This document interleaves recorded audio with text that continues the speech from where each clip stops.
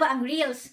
Para po sa mga hindi pa nakakaalam, ang Reels ay short form videos. Ito yung mga vertical videos or full videos na nakikita natin sa ating feed. Kadalasan guys, ito yung mga entertaining videos, mga nakakatawang videos, at dance videos. So guys, pwede tayong gumawa ng Reels natin sa ating profile account or sa ating page. I-open lang natin yung profile account natin or yung page natin and then itatap lang natin yung Reel. So lalabas dyan yung photo gallery natin. Diyan tayo mamimili ng video na i-upload natin sa Reel.